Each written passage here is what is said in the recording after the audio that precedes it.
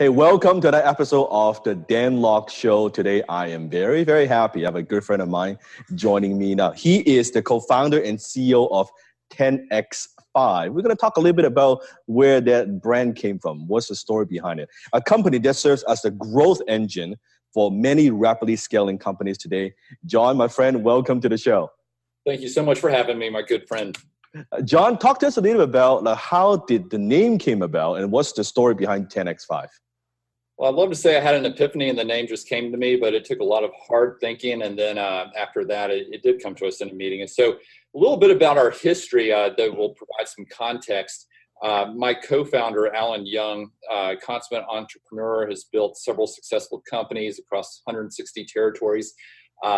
He had managed, working with the marketing teams, to grow one of those brands significantly by 10x, literally over 1,000% in the span of 5 years. So we had that as a backdrop.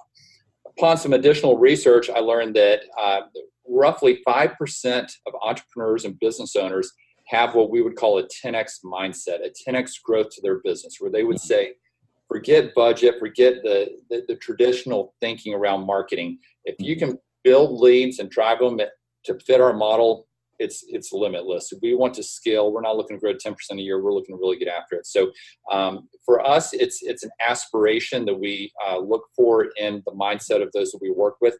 That approach to the business, it's one that we share. And so that's where it just hit us one day in a meeting, actually with Jack Daly. Jack was in town and we were meeting with him. He was coaching us at the time. And we said, 10x5 it is. So 10x5 really is helping companies who have that kind of vision, who want to grow their companies by 10 times in 5 years, right? Is someone who just want to grow by, I'm happy with 5-10% growth. That's not who you guys work with, right? 5-10% would not be. Now, not every company, based on where they are from an evolution standpoint, based on their model, is able to literally 10x, but it's that approach that we look for in the mindset of the owner, business owner.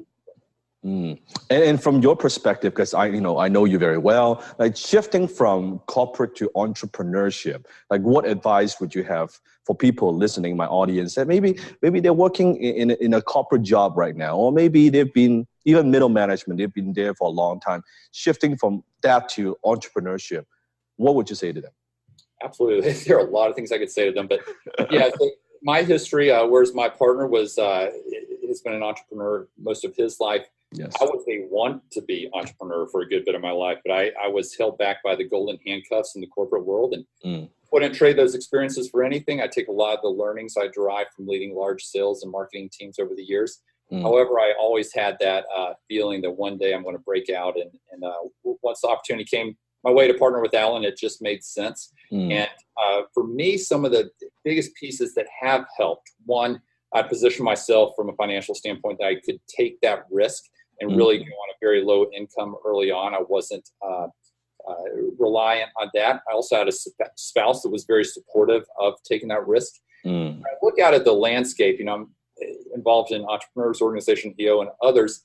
What I see in business owners that have stepped out from the corporate world, oftentimes they're either taking a calculated risk in which they see another model in the marketplace that they say, hey, I can, R&D, rip off and duplicate. I can take that as my cornerstone and build off of that, or I can come at it from a true need base that I see in the market that's not just speculative. I've done my research, done my homework, right. I feel comfortable taking that risk. So I'd say, it's sexy to take that step out, but the due diligence behind it makes the difference to whether or not it's success. So it wasn't even like a just last minute thought, like you've been thinking about it for a long time, you've been planning. So when you transition, you're ready. Yeah, I subscribe to the theory, some advice I was given a long time ago, activity breeds activity. So I had taken the step to put myself out there, was meeting with private equity firms around the Atlanta area where we're based, really trying to figure out where's my niche in the market. Is there a portfolio company that makes sense for me to step into and help run? And that's where was put in contact with Alan through a mutual contact, and it just made sense from both ends. Yes. What do you see is the opportunities in the marketplace now, and how do you help companies to help them scale? Yeah, so we have a number of different levers we pull. What I see out there from a marketing standpoint, I see a sea of sameness. I see quite a few marketing firms that are all saying we're a little bit better. We do things a little bit differently. We've got our strategies. Sure. I truly believe that our strategies are better, and that's why we subscribe to them. We've done a lot of research, a lot of testing. However, going back to our history once more, we were created out of need. Alan, again, had started several businesses. He was working with marketing providers out there, whether it's a creative team or a digital team, traditional media team, call centers. And every 6 months, he was jumping from firm to firm. And when he looked around at other business owners, they were doing the same, hoping, this next silver bullet that's been promised will bring the leads in that we need. And so in his infinite wisdom, he said, let's insource these teams. In some cases, bring in consultants from the outside. I think in digital marketing, we spent $200,000 or $300,000 to really train the team up in best-in-class optimization, conversion practices, so that we could do it the right way. And then when we spun off of our parent company, it made a lot of sense to be able to help other businesses. And so all that to say, what I see out there today is a lot of the sameness. And one thing that we bring to bear, we see a lot of leads being generated that don't get followed up on, they fall through the cracks, or they're not provided with a great experience. They're at the end of the funnel. So that's why we have an inbound, outbound sales center, call center attached to our marketing, where we can make the phone ring and we can answer it. We can provide that consistent brand experience that really helps reduce the cost of acquisition, because you're carrying it all the way through, teeing up client sales teams for those sales appointments. So I would say that's one big thing. One other thing I would touch on is LinkedIn. There's a lot of content out there, a lot of people starting to put their toe in the water, but no one has really come out and said, here's the best way to go about it.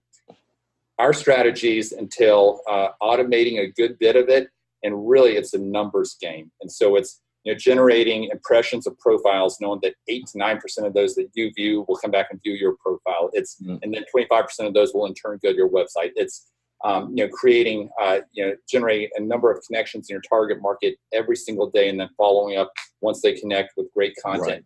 So it's a numbers game, but it takes dedication day after day after day. And unless you have a plan to do that, then you're not going to reap the benefits. Makes sense. And John, for my audience, John has taken his team, come and spend actually a day with us up in Vancouver. And it's interesting. The first time my team and John's team, when we met, we found that also they have a great culture. So there's something I want him to share with you as well. So John, share with us about how first of all, why culture is important to your team, and how do you create the culture of a high performance team? Yeah, well, people much wiser than me have said culture eats strategy for lunch. I think there's a lot of truth to that. Culture defines the talent that you're able to attract, the talent that you're able to retain.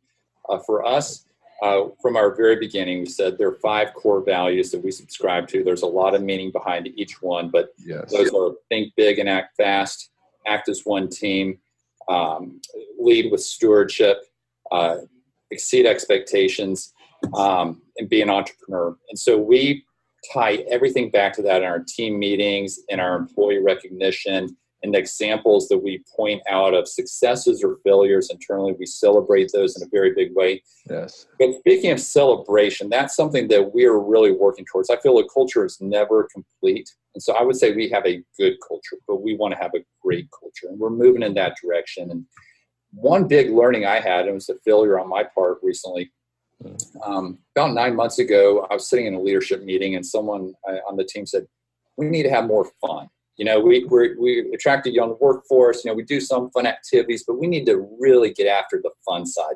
Yeah. I said, that makes sense to me, but I've got enough going on. I'm going to outsource that. Let's name someone else to that. And so we developed a queen of fun, and she organized games and activities. And I woke up one morning and realized it's become summer camp here. We're celebrating Taco Tuesday, National Grilled Cheese Day, things that are fun, but the celebrations I want are celebrating wins. I want a performance-driven culture, and that's something that I realized I've outsourced our culture. I've got to bring this back in and build this into the company that I want it to be, that will attract the people that I want. So we've been very fortunate to bring in just talent from the market that I wake up some mornings and say, how did I attract them to join us? And ultimately what they're buying into our culture, they're buying into the vision. They understand that this is not a tops-down company. They get to have a hand in building that culture and defining it, having a say. So it's so important that we bring the right people on because they do have a big hand in molding it. It's very true, because it's not just about, we want to have fun. Of course, we love what we do, but we want people to also have pride, right? They get the satisfaction and joy from doing good work, from producing results, feeling that, hey, I own this, right? I'm proud that we've accomplished these milestones, versus just having fun, but then that doesn't always equal productivity, right? And I love the 5 core values. And what John is talking about, what I also agree, like my company has 5 core values as well, right? That's a good starting point. And we're not just talking about core values, meaning, oh, hey, a lot of companies have core values, but they don't live it. They don't actually live it. It's just something that they say, something on a piece of paper that no one looks at. No, do you actually embody those core values? Do you hire people based on those core values, right? I mean, it's so critical to do that, right? So, John, so let's say we have the culture, we have the value. How do you go about attracting good talents? Yeah. And before I touch on the talent, I do want to say that day we spent in Vancouver and the many conversations that your team and our team have been involved in, Dan, one of the main takeaways and one of the best learnings that we have from your team was just seeing how close knit they were. And you could tell you've built something really special on your end. And it's a family environment, but it's a family environment around performance as well, because I believe companies should not be a family in the traditional sense, but it's a sports team, if you will. You're on the same team. Yes. And there are a lot of analogies I can draw to that, but I did want to touch on that because we had a lot of takeaways and we're so impressed by what you built and the culture that you have there at the Dan Lok team. So, I appreciate it. Question of talent, which again, I would turn the question around on you, Dan. You have hired a first-class team. On our end, I've gone out and said, hey, I know what attracted me, and I've used that same approach with the other talent. Many of them have come from larger companies. Yes. And I've said, hey, here's potentially a little bit of equity. You can have skin in the game. Here's where we're going. Here's our 3-year plan. Here's our 5-year plan. We're absolutely going to get there. There's a lot of strategies we can take to get there. I need you to come alongside me and help me prioritize which of those strategies at which time. And you know what? We'll make pivots along the way. We're going to learn. We're going to fail fast. But ultimately, we're going to really drive some great business for our clients. I mean, that's what it's all comes down to. And I like that because you could see, because I know that I met Doug and Christina. I met a number of your team, like key players on your team. And I know a lot of them, they kind of gave up the security, right? The jobs, and to do this, with you, more entrepreneurial. And it's a big jump for a lot of people, right? That they have to sacrifice or give up something to do this. And in order to do that, they must see the vision, right? They must buy into the vision. Because if they don't do anything, they'll still keep what they have. They must believe that, hey, this is big enough that maybe, I make a little bit less money. I got to do more work. But in the long run, they see the vision. If we win, then it's going to be a win for everybody, right? We're not breathing down your neck here. You get a lot of freedom. You get to make decisions. You get to be involved in meetings you would not be in the larger companies. And, attracting is one thing, retaining is another thing. And in a tight market like we have right now here in the U.S., it is a constant battle that's constantly on my mind. How do we retain our top talent, those key players, make sure that they're incentivized, make sure they're getting the coaching and the development ongoing to become better at what they do and better at who they are. And we had a great example. We had a gentleman last week, a younger guy on our team that had received an offer from Home Depot, unsolicited. They brought him in for one interview. They gave him an offer making 40-50% more than what he was offered here. And I counseled him and said, seriously consider that. That's real money. You're saving up, paying off college loans. Sounds like a great opportunity. We'd love to have you if you decide to stay here. You have a bright future. Next day, he turned it down, and he's still with us. And that's encouraging to me, because oftentimes I feel am I doing, the job that I need to be doing? As an entrepreneur, as a company leader, you always have those second guesses in your head, and any little validation like that is an encouragement. John, what are some of the mistakes that you have made as a leader that you've learned from that have served you well, some of those lessons? Yeah, perfect example. Well, the culture one that I've cited already, I would say another one. We had a client, every now and then we'll take a small equity interest in a client.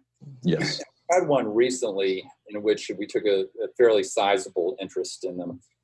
And so as a result, our team became emotionally attached, and they felt like it was part, and you want that alignment, but there's also a point when you need to recognize we've got some sunk costs and we've got to let go of those. And in that case, we hadn't reached profitability. It was a startup after 6 months, and I should have made the call after 3 months. There were glimmers of hope that kept us going, but I think I let the team lead me in that situation a little more than leading the team. And I take a lot of valuable lessons coming out of that as to how we approach it. So alignment, but not attachment, right? Well said. Very well said. I see. So because sometimes I think as a leader, naturally, I think the team wants to make it work. And then we've had this incident as well. As leader, we are optimistic. As, hey, let's make it happen, man. Let's do whatever it takes. But sometimes, as a good leader, as a great leader, you have to kind of look at the situation and dissect. You know what? Sometimes you might need to say no to certain things, right? You know, to say yes to other things, right? You might have to let go of certain things, right? Let go of certain opportunities. And that's, I think, the character of being a good leader, which is not easy. It's not easy because as a leader, we always believe we can do anything. We can make it work, right? We want to make it work. I recently shared with the team that companies at our stage of growth, several million in, we're in teenager mode, and we're still experimental. We date around. You try different types of clients, figuring out where's that best niche.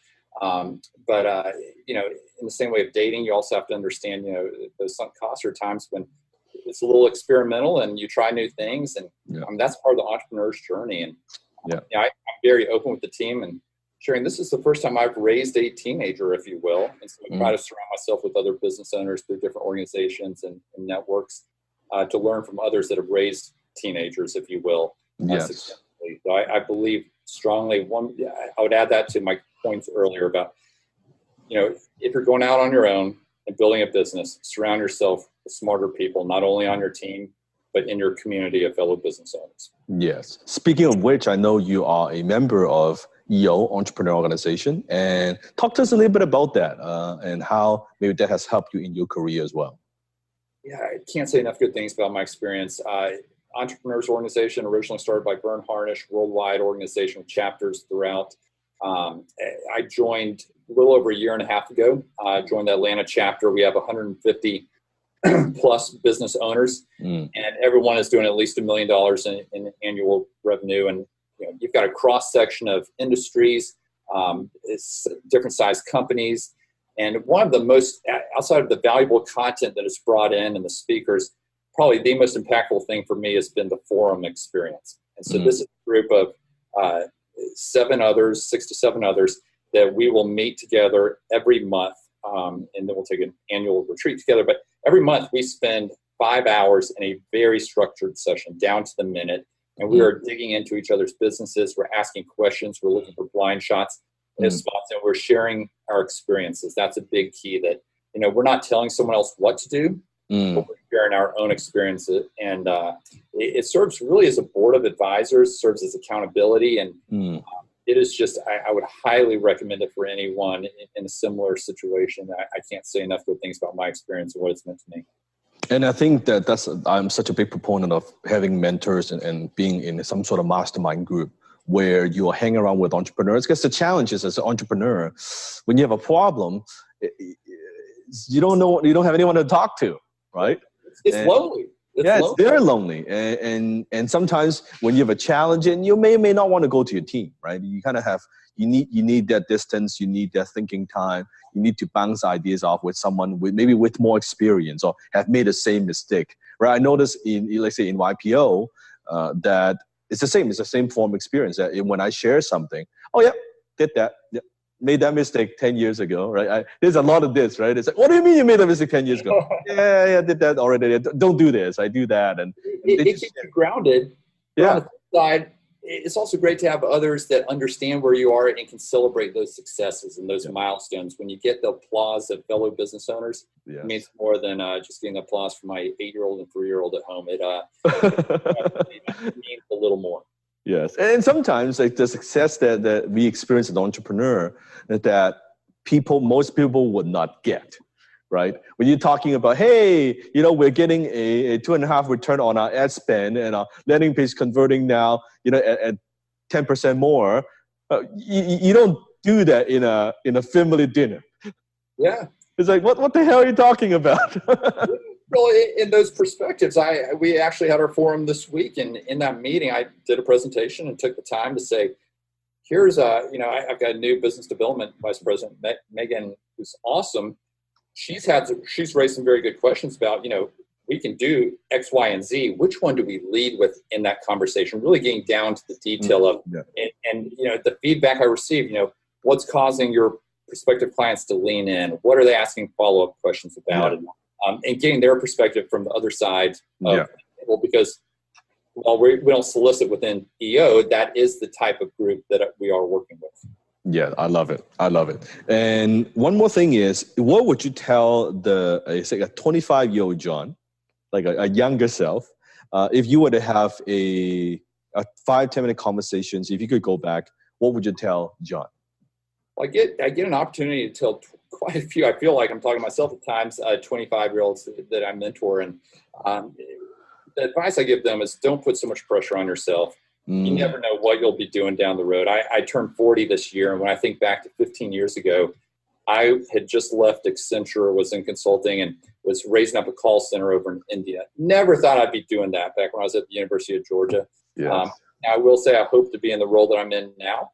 But the path that I took to get there is one that was very unpredictable. It really came back to, activity breeds activity. Put yourself out there, say yes more than you say no. Yes.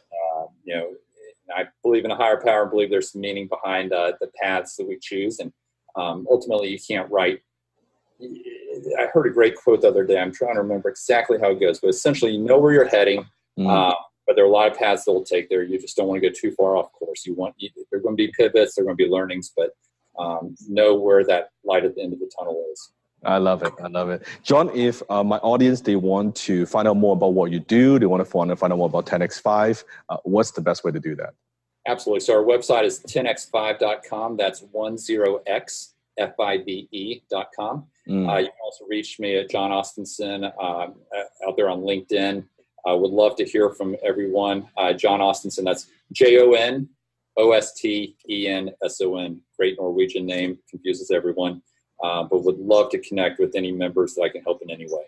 Thank you, John. Thank you for being on the show. Awesome, and always awesome to talk to you and just hear how you build your team and how you build the culture. And depends on where you are. If you're listening to this, you may not get to that point yet. But once you have a sizable team, then you appreciate like what John is sharing about having that culture. Because what you do might change, the approach, the tactics would change, but you've got the right team with the right culture, you can move mountains. You want to have the people surrounding you that you want to go to battle with. Awesome. Thank you, John. Thank you. Appreciate it. Thank you so much, Dan. Enjoyed it.